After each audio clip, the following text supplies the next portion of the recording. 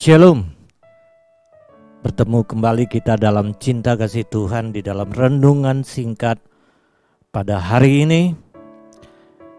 Bapak, Ibu, Saudaraku yang terkasih, hari ini berkat Tuhan dari Mazmur 119 ayat 163 dan Amsal 12 ayat 22. Di mana firman Tuhan dua ini berkata, "Aku benci dan merasa jijik terhadap dusta, tetapi Tauratmu kucintai." Dan selanjutnya, orang yang dusta bibirnya adalah kekejian bagi Tuhan, tetapi orang yang berlaku setia dikenannya. Di sini Tuhan mengingatkan saudara dan saya bahwa Tuhan tidak suka, bahwa Tuhan tidak ingin, tidak mau ada dusta di dalam kehidupan kita, dan Tuhan merindukan saudara tetap mencintai firman-Nya dan berlaku setia di dalam kebenaran akan firman-Nya. Judul atau tema kita pada hari ini, Bapak Ibu Saudaraku yang terkasih, tema ini mengingatkan saya ada sebuah lagu dunia mengatakan seperti ini, "Jangan ada dusta di antara kita." Dan tadi firman Tuhan berkata, "Aku benci dan merasa jijik terhadap dusta." Perkataan dusta itu sangat merugikan saudara dan saya apabila itu ada di dalam kehidupan kita. Tetapi marilah kita berusaha bersama-sama kembali. Kita kembali kepada firman Tuhan untuk mencintai firman Tuhan dan untuk tetap setia di dalam firman Tuhan. Ada beberapa hal, Bapak Ibu Saudaraku yang terkasih, di dalam firman Tuhan yang telah kita baca, kita diingatkan ya, apa yang harus kita ingat dan yang harus kita lakukan. Hal yang pertama, Bapak Ibu Saudaraku yang terkasih, diingatkan buat saudara dan saya di dalam Yohanes 8 ayat 44 berkata seperti ini. Ayat 43 kita baca ya. "Apakah sebabnya kamu tidak mengerti bahasaku, sebab kamu tidak dapat menangkap firmanku?" Ini perkataan Yesus mengingatkan buat saudara dan saya. Dan ayat 44, "Iblislah yang menjadi bapamu, dan kamu ingin melakukan keinginan-keinginan bapamu." Yaitu iblis. Ia adalah pembunuh manusia sejak semula dan tidak hidup dalam kebenaran, sebab di dalam dia tidak ada kebenaran. Apabila ia berkata dusta, ia berkata atas kehendaknya sendiri, sebab ia adalah pendusta dan bapa segala dusta. Artinya, Bapak Ibu Saudaraku yang terkasih, firman Tuhan atau perkataan Tuhan Yesus sendiri memperingatkan kita bahwa di dalam dusta tidak bisa membawa kebenaran, ya. Diingatkan tadi di ayat 44, ia adalah pembunuh manusia sejak semula dan tidak hidup dalam kebenaran, sebab di dalam dia tidak ada kebenaran.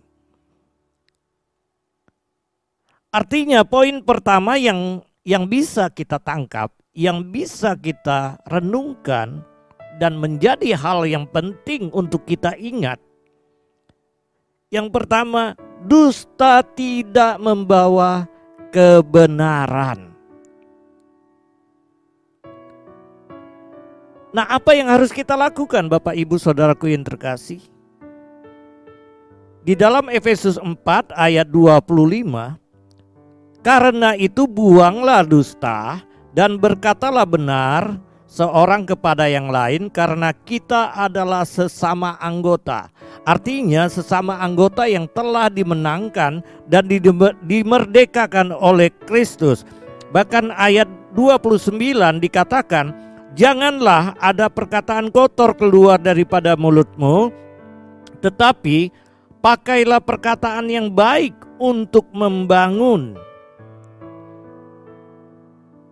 di mana perlu supaya mereka yang mendengarnya beroleh kasih karunia.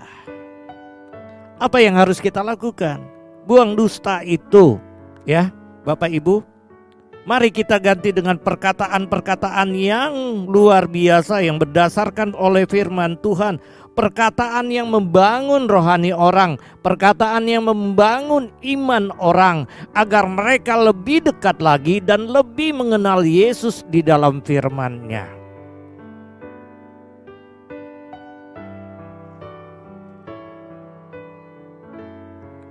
Jadi Tuhan inginkan kita menjauhi, ya.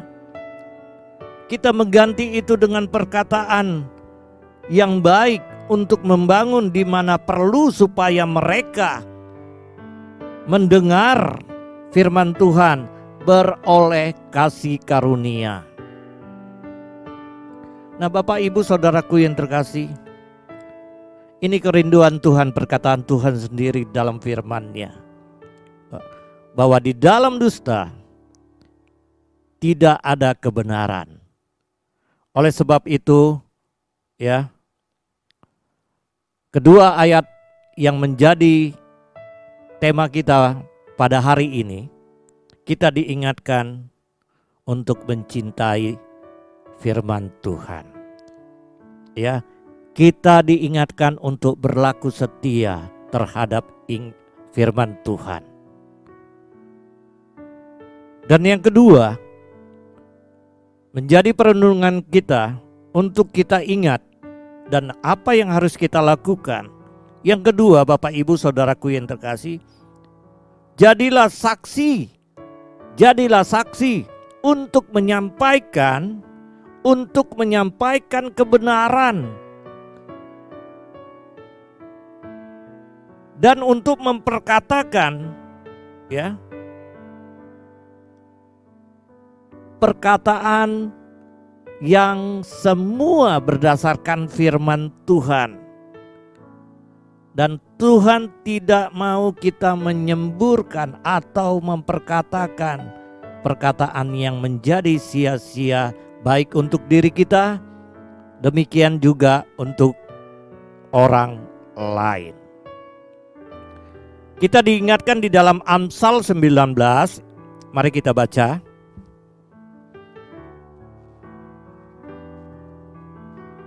Amsal 19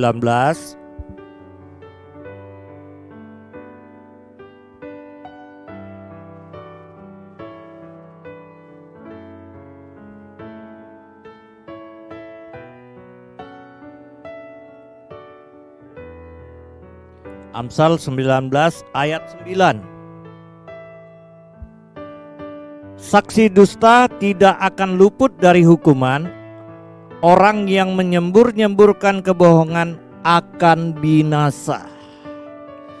Ada kebinasaan di sana. Jadi Bapak Ibu Saudaraku yang terkasih, ya, jadilah saksi yang menyampaikan kebenaran, bukan menyemburkan berita-berita kebohongan.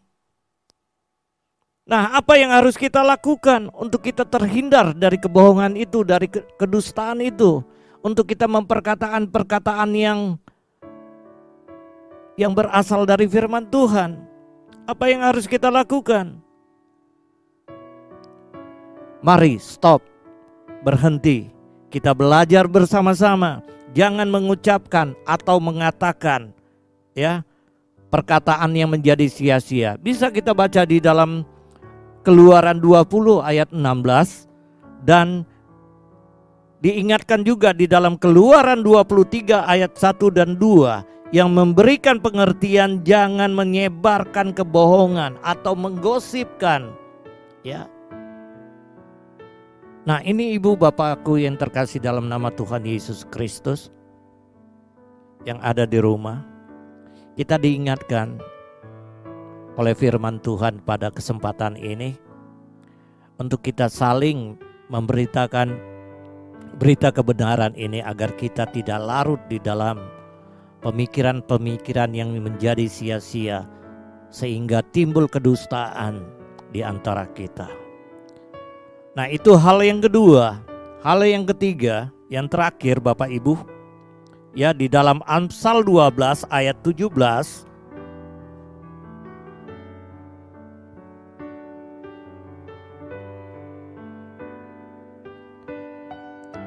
siapa yang mengatakan kebenaran, menyatakan apa yang adil, tetapi saksi dusta menyatakan tipu daya. Artinya hal yang penting yang dapat kita ambil dari firman Tuhan ini yang kita baca di dalam Amsal 12 ayat 17 ini, yang mengatakan seperti berikut, siapa yang mengatakan kebenaran, menyatakan apa yang adil, tetapi saksi dusta menyatakan tipu daya. Nah, yang menjadi catatan penting bagi kita yaitu mengatakan kebenaran berarti kita menyatakan keadilan. Jelas sekali ya Bapak Ibu Saudaraku yang terkasih, ya.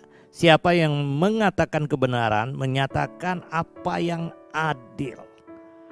Nah, Bapak Ibu Saudaraku yang terkasih, bersukacitalah kita sebagai orang yang senantiasa selalu menaruh pengharapan di dalam kehidupan kita kepada Yesus Kristus. Saya yakin dan percaya ketiga hal ini dapat menjauhkan kita dari apa yang dikatakan, jangan ada dusta di antara kita. Semoga firman Tuhan ini menjadi berkat buat saudara dan saya, agar kita terus belajar untuk menjalani proses kehidupan ini. Saya yakin dan percaya, mari yuk bersama-sama kita lewati di dalam Tuhan Yesus Kristus. Bersama Yesus Kristus kita pasti menang. Haleluya. Tuhan Yesus memberkati. Amin.